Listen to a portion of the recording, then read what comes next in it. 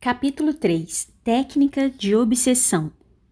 Saturnino solicitou a Ambrósio que aplicasse recursos magnéticos nos centros coronário e cerebral de Mariana, de modo a despertar-lhe o passado adormecido nas telas da memória. Ativados os chakras. 14. Nota do autor espiritual. Chakra é uma palavra sânscrita que significa roda. Fim da nota. Ativados os chakras, através dos passes habilmente aplicados, a paciente desdobrada parcialmente pelo sono físico pareceu sofrer um delíquio para logo modificar a expressão, semelhante a alguém que acorda após demorado sono, no qual pesadelos cruéis houvessem tomado corpo destruidor. Do mal-estar momentâneo passou a um aspecto de desvario, através do qual as palavras fluíam, ora no idioma de Mariana, ora na língua de Aldegundes, para firmar-se nos vocábulos em que se exprimia esta última. Parecendo reconhecer Guilherme, o vigoroso perseguidor, estremeceu, olhando-o esgazeada, como se desejasse fugir. Lentamente se lhe transfigurou o semblante, que adquiria as características fisionômicas de arleniense do passado. Eram visíveis os sinais da loucura que dela se apossara nos últimos dias da existência física. Do descontrole inicial passou à mortificação, libertando-se dos braços acolhedores de Dona Rosa e arrojando-se aos pés do antigo esposo, a rogar-lhe perdão, em lacinantes, agoniados apelos. Ouvindo-a lúcida, na forma antiga, Guilherme adquiriu expressão patibular e rechaçou-a com mordacidade. Eu estava desesperada, justificou-se em pranto, quando fugi do nosso lar. Perdoa-me, ignoras o que padeci e ainda padeço na masmorra em que agora me movimento, referindo-se ao corpo de Mariana. Há uma dor inidentificável em minha alma e uma noite sombria de horror me segue sem trégua. Não consigo chorar por ignorar a razão dos sofrimentos quando os punhais invisíveis da justiça me alcançam. Só uma revolta pesada me agrilhoa a um desejo incoercível de morrer, de sumir, de perder a consciência para sempre. Isto, retrucou o antigo companheiro, é apenas o início das penas que te aguardam. Agora sim, verterás o pranto da reparação até quando, saciado, eu me possa considerar capaz de absolver-te a indignidade sem limite. Saturnino, Ambrósio e os demais assessores espirituais, embora em atitude de alerta, mergulhados em pensamentos salutares, deixavam que as duas entidades, por momentos, se reencontrassem mediante o diálogo doloroso e azedo, que, no entanto, abriria as portas a melhor entendimento. Fugi do lar e reconheço o meu crime, mas ignoras o castigo que experimentei logo depois. Nunca fui amada, nem por ti, nem por ele. Em tuas mãos não passei de animal de carga e objeto de vãs emoções. Nas mãos dele não fui além de um vaso de desejos violentos. É claro que a nuvem da ilusão só mais tarde me deixou ver o abismo, e era tarde demais. Voltei então. Tiveste a desgraça de voltar ao Haarlem? Vociferou o esposo desdenhado. Achaste por acaso insuficiente a punição indébita que me impuseste, a ponto de retornar aos sítios em que éramos conhecidos? Que pretendias, desvairada? Rogo-te perdão, eu que ainda supunha que me amavas. Amar-te, quando arruinaste minha vida?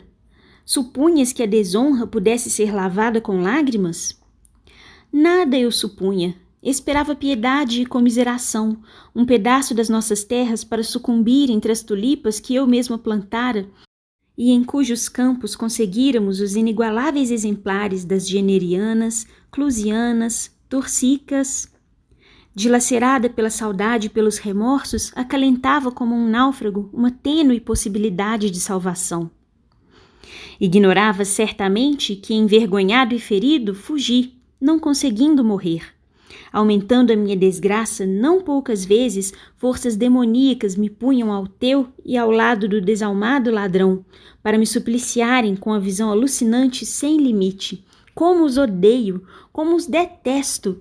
É impossível, infamante, qualquer tentativa de... Negas-me então, ainda hoje, a gota de misericórdia? E quem és tu, senão o responsável maior pela minha infelicidade?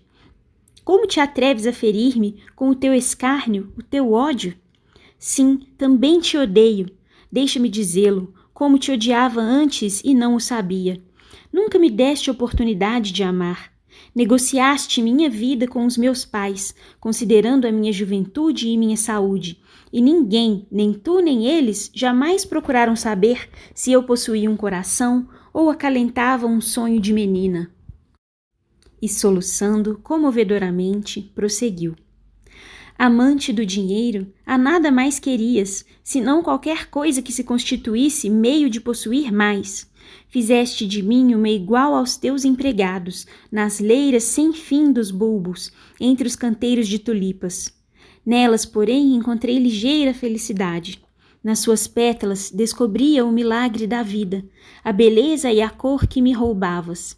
E depois, mais velho do que eu, quase 30 anos, eras verdugo cruel. Não te justifiques, infeliz, bradou apoplético.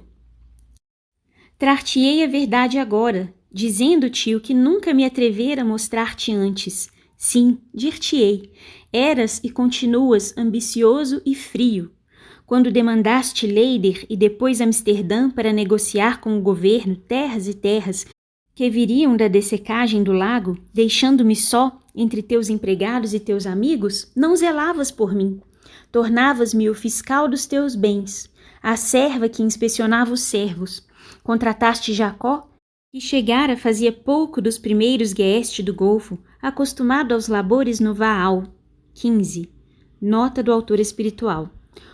O Golfo referido é o de Zuiderzee, que neste século foi em grande parte escoado e dessecado, transformando-se em terras cultiváveis, Geest, e sendo quase substituído nos últimos 40 anos em 4 pôlderes. O Vaal é um dos cursos d'água do Reno, onde há uma aldeia do mesmo nome. Fim da nota.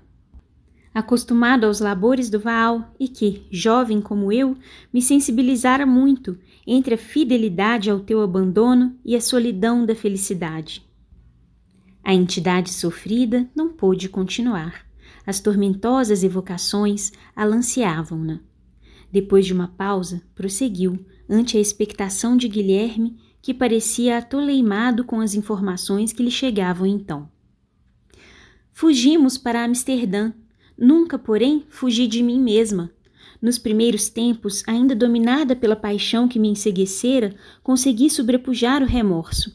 Depois, despertei abandonada 6 meses após na cidade, em miserável condição de desprezo entre mulheres infelizes do porto. Deixara-me Jacó, que jamais me tivera qualquer afeição, fugindo para a Bélgica, após ter me iludido, sem retornar jamais. Compreendes o que me aconteceu? Isto não é tudo. Depois de deambular na mais estúpida miséria, não suportando as humilhações que eram superiores às minhas forças, lembrei-me dos campos floridos e da terra generosa. Voltei e busquei-te. Só então eu soube.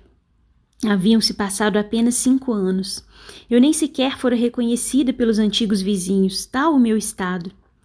Informada da tragédia que eu causara, enlouqueci, e desvairada pelas ruas do Haarlem, fui lançada ao hospício, como um animal numa jaula, onde sorvi por longos anos a própria desdita, até que a morte me libertou, para dores muito maiores. Na minha loucura, eu te vi agoniado, a maldizer-me, a perseguir-me. Vês agora? Tudo por culpa tua, do teu egoísmo. Sim, eu estava ligado a ti sem o saber. E nunca mais encontraste Jacó? Indagou Guilherme. Nunca. Se eu o encontrasse, que não faria com esse meu outro algoz? Pois eu te direi, vives novamente com ele. És sua filha. Filha? Deliras! Através de qual sortilégio o inimigo poderia tomar o corpo de meu pai? Não zombes de mim. Ouve, Aldegundes, morreste e voltaste a viver. Esta é a verdade. Guilherme demonstrava na voz todo o seu desprezo. Logo depois prosseguiu. Deus, que é justiceiro, dele fez o teu pai, unindo os dois para que eu agora me possa vingar. Vês por que não me fugireis do guante da reparação? Mateus, que é o teu pai, pai de Mariana, em cujo corpo vives prisioneira, é o teu ex-amante e o meu infelicitador. Novamente reunidos, agora poderei... Nesse momento, Saturnino pousou a destra na fronte de Mariana, dominada pelas recordações do passado, e utilizando recursos magnéticos, fê-la adormecer pausadamente. Guilherme, aturdido, pôs-se a deblaterar, enquanto Ambrósio o socorria, diminuindo-lhe o campo de ação. Convidando Dona Rosa, o instrutor devolveu-lhe a filha anestesiada e em sono reparador. Ambrósio foi chamado a reconduzir o grupo ao lar da família Soares, para onde foram levadas pelo assistente e um auxiliar, a matrona e as 2 filhas. O serviço espiritual, porém, continuou o seu curso normal. Em seguida à altercação entre os 2 antagonistas do pretérito, Saturnino conseguiu sensibilizar Guilherme, que, então, relatou as experiências que deveriam culminar naquela noite de modo inverso ao que acontecia. Narrou então que há mais de 15 anos se sentia ligado ao Sr. Mateus, o antigo verdugo por quem nutria desconhecida aversão, dispondo-se a segui-lo. Transferiu-se, por fim, para o lar da família Soares, participando do grupo de entidades irresponsáveis que ali faziam morada. Particular e inconscientemente vinculado ao responsável pelo clã, lentamente conseguiu infiltrar nele reminiscências amargas que o faziam fugir do lar para render-se cada vez mais à jogatina, procurando fugir. Mariana nascera havia pouco, quando o reencontrara, e embora não soubesse ser ela Aldegundes, foi dominado por incoercível antipatia. O seu horror pelo Sr. Mateus era, também, inconsciente, pois ignorava o processo do retorno ao corpo em que este se ocultava. Vivendo em conúbio com outros sicários do grupo familiar, cedo fez amizade com um terrível obsessor ligado a Marta, a filha mais velha da família, que se dedicava a incursões nos redutos sombrios da magia negra e, informando-a dos seus propósitos, foi aclarado do impositivo da reencarnação, por cujo meio se assegurou de estar no rastro dos inimigos. Veio-lhe então o desejo de os matar de imediato. Informado da ideia, o inspirador de Marta sugeriu-lhe travar contato com o Dr. Teofrastos, para que este examinasse o seu problema e, de acordo com os interesses que lhe despertassem, tomá-lo ou não sob a sua responsabilidade. Segundo o informante, o Dr. Teofrastos fora insigne mago grego, quando na Terra, residente em França, queimado pela Inquisição por volta do ano de 1470 em Rouen, após perseguição impiedosa e nefanda. Profundo conhecedor, mesmo quando encarnado, de algumas das leis do mundo espiritual, deixou-se consumir pelo ódio aos seus algozes, logo que desencarnou. Estreitou laços com terríveis vingadores do além, a eles já vinculados pelas suas práticas necromânticas e reuniões de sabá, todas elas feitas sob inspiração de mentes vigorosas e infelizes da esfera espiritual. Logo se identificou, após a morte do corpo físico na fogueira, com aqueles através dos quais mantinha o comércio psíquico. Fez-se notado pela impiedade na sede tormentosa de vingança. Paulatinamente, conseguiu imantar-se a diversos do que, a ele e a muitos outros, puniram indebitamente, em inqualificável intercâmbio espiritual obsessivo, do qual passou a locupletar-se. Portador de mente tenaz, lobrigou através dos tempos supremacia no grupo em que vivia, passando à condição de chefe. Residindo, esclareceu então Guilherme, em estranho sítio nas regiões inferiores do planeta, comanda com outros sicários há mais de 3 séculos hordas de entidades ferozes, responsáveis muitas delas por processos obsessivos e calamitosos de longo curso, entre as criaturas humanas que se deixaram vencer pelas urdiduras das suas mentes atormentadoras. Muitos dos que se rebelam periodicamente têm experimentado punições severas sob suas tenazes mentais, produzindo neles transformações perispirituais soezes, em apavorantes processos de zoantropia, por hipnose anestesiante nos centros profundos da alma, tais como hipantropia, licantropia, etc. Verdadeiro demônio se acredita senhor de vasta região trevosa, onde impera como autocrata acerbo. Depois de alguns dias de expectativa, nos quais aguardava a decisão da entidade, continuava o relato do ex-holandês. Foi conduzido à presença do chefe. Ouvido atenciosamente pelo antigo mago, este se propôs a examinar o problema, marcando data propícia para a nova entrevista, o que ocorreu uma semana depois. Nessa oportunidade, o insidioso e singular monarca falou-lhe da sua desencarnação como suicida, aclarando-lhe hórridas inquietações, minuciando-lhe os processos de desencarnação e reencarnação, de modo a inteirá-lo do que ocorrera com seus verdugos do passado, então revestidos de novo corpo. Elucidado por Guilherme de que desejava um desforço imediato que traduzisse todo o seu amargor, explicou-lhe, então, que a melhor maneira de se vingar seria realizada através do tempo, pelo processo lento da obsessão contínua, em ambos os cômpares da tragédia passada, induzindo-os ao suicídio para aumentar-lhes a aflição no momento próprio.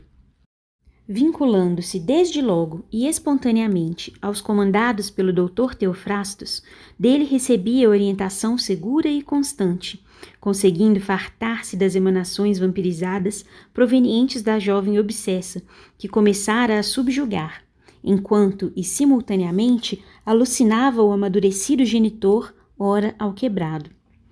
Compreendendo chegado o momento do golpe decisivo, o Dr. Teofrastos orientara-o para provocar cenas de atritos constantes entre pai e filha, de modo a que esta, em momento de desespero, se evadisse do lar, buscando no namorado leviano e irresponsável o falso amparo de que se sentiria carecente.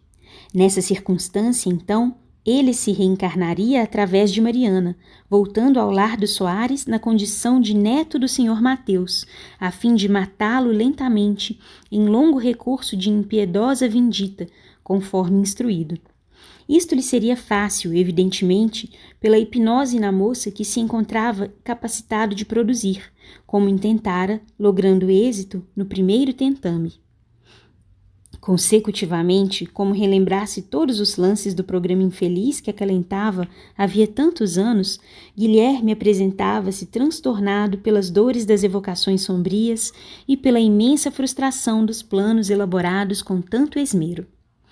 Embora intervindo de quando em quando, de modo a estimulá-lo na narrativa, Saturnino animava-o com palavras generosas, a fim de que nos inteirássemos de uma dentre as inúmeras técnicas da obsessão e dos recursos utilizáveis para a vingança pelos desencarnados, encetando, então, conversação mais amena com o perseguidor de Mariana, que parecia alquebrado, vencido, sob o influxo magnético do instrutor e os passes aplicados com carinho por Ambrósio.